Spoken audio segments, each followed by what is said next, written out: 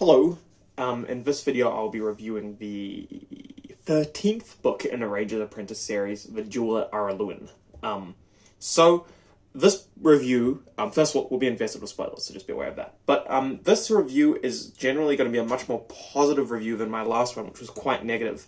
And the main reason for that, I think, is just kind of a natural consequence of the structure of a story, where one of my big criticisms of a previous story was it was all built up and then a payoff was just to be continued and was going to give it to us in the next book.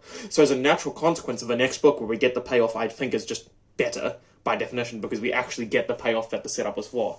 So by virtue of that, I think this book is better and more enjoyable. But it's one of those things where it's like, well, it is better, but at the consequence making the previous book worse. So yeah, there's that. So I guess what I'll do is I'll get some of my negative comments out of the way, and then we can jump into some of the actually good stuff about this book, of which there is actually quite a bit. So negative comments, again, I just want to reiterate my thing that once again, Will and Holt are not in this book at all until the very, very end. We get like a page with Will at the very end. So that's just a big criticism I have.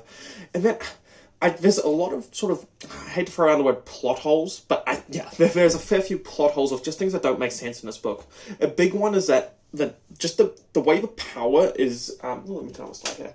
The way the power is assigned to our characters is very weird. The book kind of portrays the entire time that, what's his name, Damon, the kind of bad guy who's in Castle Araluen, has all the power. But in reality, when you think about it, he doesn't really have any power. Because if you think about it, imagine I'm a rebel lord in a country, right? Let's say medieval England. I wonder why I've picked that. Maybe it's because it's a little bit similar to Araluen. But let's say I'm a rebellious lord in medieval England, and I take over a single castle, right? Now, I haven't, got any support in the entire rest of the country. So every baron and nobleman in the entire rest of the country is against me. So when you think about it, all that really needs to be done is what would be done in any normal castle siege, which is just you get the entire rest of the country to come. Get the army, however many guys you need, you've got an entire country of, people to build siege equipment, all this sort of stuff. You just come to the castle and you just kick me out. Now, if we apply that to our situation in this book, it's basically the exact situation we're in. Multiple times we're told, oh no, it would take too long to get the army and stuff. But it's like, well, it's fine. We can just keep this guy in this castle. He has literally no power at all once his secret is out, because the idea is that, he's going to use subterfuge to make people think that, make people not know that he was the bad guy. So basically his plan was, spoilers, his plan was to kill the royal family. And he's kind of a distant relative, so he'd kill the royal family and be like, oh no, they died. Guess I'm next in line, right? Probably a plot that's happened a fair few times through history. But, so that's his only real source of power. So once, that the word is out, but that's, like, that's going to happen, or that was his plan, then he has no real power at all, because now it's just basically him versus an entire country, or him and a castle and some guys versus an entire country.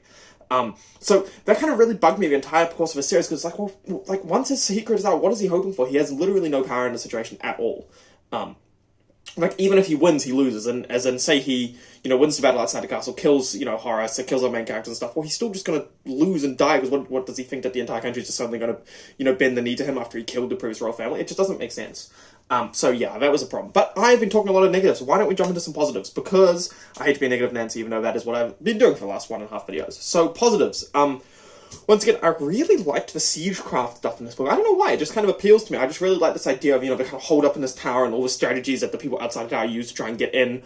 And then, of course, the strategies they use to keep them out. I really thought that was very cool. It does take up a big part of this book, because I do think there are still some pacing issues in this book, which we also, obviously, the previous one had. But I will say that it's one of those things where it's like, well, if it's going to be slow, at least this is an enjoyable slow. I'm actually quite interested in what's going on, Like, for example, at one point, the bad guy, he busts out a trebuchet to try and break down the castle. But then, of course, the problem is that he's shooting sandstone against granite, right?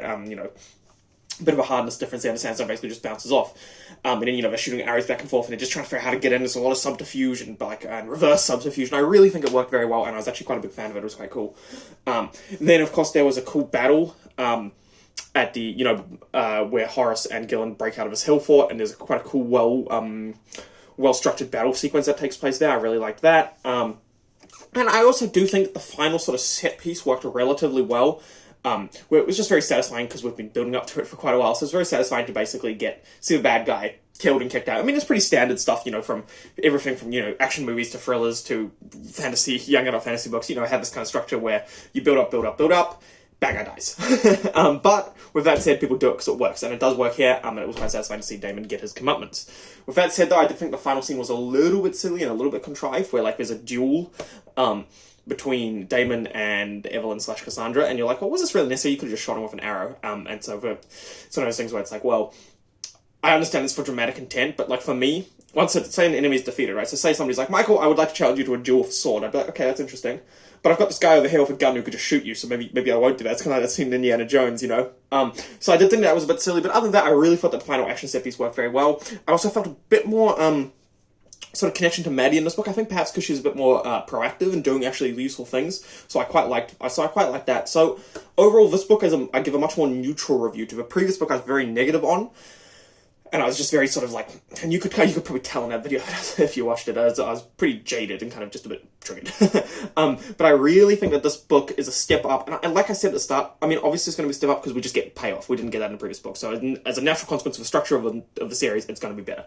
But I also felt a bit more attention to detail, or not attention to detail, just attention to what we want in this book, and I felt a bit more cared about as a reader in this book, and so I still don't think this is up to sort of a standard of the earlier Rangers Apprentice books, and I think a big part of that is just a lack of will and hold.